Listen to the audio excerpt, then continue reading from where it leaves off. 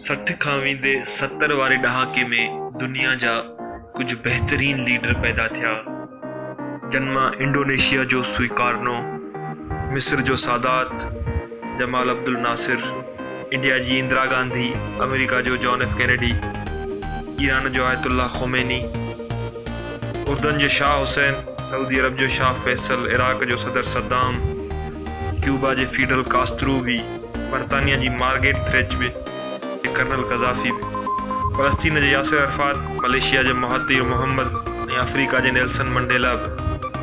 पर दोस्तों, तारीख़ जे लेखक दानन जो चवण है त पाकिस्तान जो जुल्फकार अली भुट्टो इन तमाम लीडरन जो लीडर हुयो। भुट्टो साहब 60 ऐं 70 वारे ॾहाके में दुनिया जे 10 वॾे ऐं एशिया जे सभ खां वॾे लीडर तौरु सुञातो वेंदो हो। भुट्टो साहब में अल्लाह साईं कुछ बेहतरीन सलाहियतूं रखियूं हुयूं। मसलन हुननि जी याददाश्त ॾाढी तेज़ हुई। हुनखे पूरियूं किताबूं ऐं 400 पन्ननि जूं फाइलूं बरज़बानी यादि हूंदियूं हुयूं। हू टेबल टॉक ऐं अवामी जलसनि खे डील करण जो फ़न बि ॼाणींदो हुयो। हू कॉन्फ्रेंसिस या गॾिजाणी में मुखालफ़नि खे शिकस्त ॾेई छॾींदो हुयो ॻाल्हाइण में, ऐं जलसनि में अवाम जो दिलि खटंदो हुयो, ऐं हू बेइंतहा हाज़िर जवाब पिणु हुयो। हुननि जी हाज़िर जवाबीअ जा 2 वाक़िआ पेश आहिनि। भुट्टो साहब वज़ीर ख़ारजा जी हैसियत सां 1963 में अमेरिका जे दौरे ते वियो, जिथे हिननि जी मुलाक़ात जॉन एफ कैनेडी सां थी। कैनेडी ज़ुल्फ़कार अली भुट्टो जी ज़हानत मां ॾाढो इम्प्रेस हुयो, ऐं हुन ज़ुल्फ़कार अली भुट्टो खे चयो त जेकॾहिं तव्हां अमेरिका जा शहरी हुजो हा त शायदि को वज़ीर हुजो हा। ज़ुल्फ़कार अली भुट्टो खेसि फ़ौरन जवाबु ॾिनो त सर, जेकॾहिं मां अमेरिका जो शहरी हुजां हा त अमेरिका जो वज़ीर न पर सदर हुजां हा। कैनेडी ज़ुल्फ़कार अली भुट्टो साहब खे चयो त तव्हां हिन महिल वाइट हाउस में वेठा आहियो, ऐं वाइट हाउस दुनिया जो पावर हेडक्वार्टर आहे। भुट्टो साहब फ़ौरन जवाबु ॾिनो त दुनिया जो हीउ पावर हेडक्वार्टर हिन महिल मुंहिंजे पेरनि जे हेठां आहे। ज़ुल्फ़कार अली भुट्टो साहब घटि सुम्हंदा हुया, घटि खाईंदा हुया, ऐं ब्यूरोक्रेसी जी बि घटि ॿुधंदा हुया। पाकिस्तान में 30 साल हिन शख़्स मज़दूरनि, ग़रीबनि ऐं हारियुनि जी ॻाल्हि कई, पर ज़ुल्फ़कार अली भुट्टो साहब पहिरियों लीडर हुयो जंहिं हारियुनि, ग़रीबनि, मज़दूरनि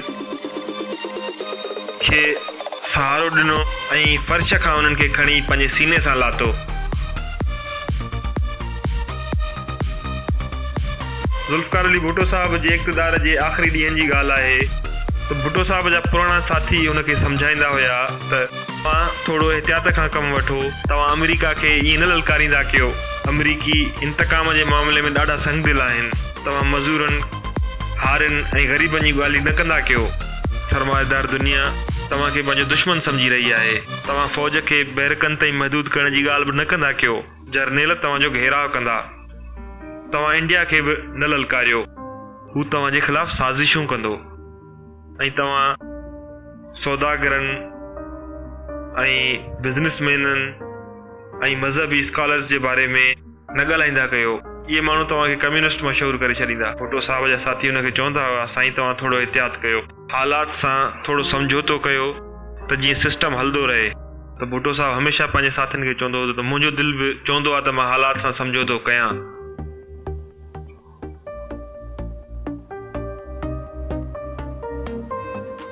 ऐं मां अमेरिका जे बारे में, सरमाएदारनि जे बारे में, फ़ौज जे मामले में ऐं मज़हबी मामलनि एहतियात कंदो कयां।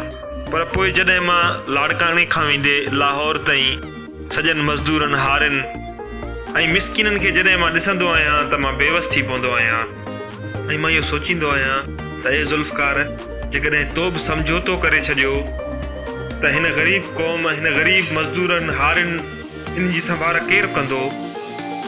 दोस्तो, इहे आहिनि उहे ख़्वाब जन ज़ुल्फ़कार अली भुट्टो ऐं मोहतरमा बेनज़ीर भुट्टो जी अखियुनि में जनमु वरितो हुयो। छा उहे ख़्वाब अॼु बि पंहिंजी ताबीर जी तरफ़ सफ़र करे रहिया आहिनि? छा पाकिस्तान पीपल्स पार्टी भुट्टो जे पाकिस्तान खे भुट्टो जो पाकिस्तान ठाहे सघी, या अॻिते हली ठाहे सघंदी?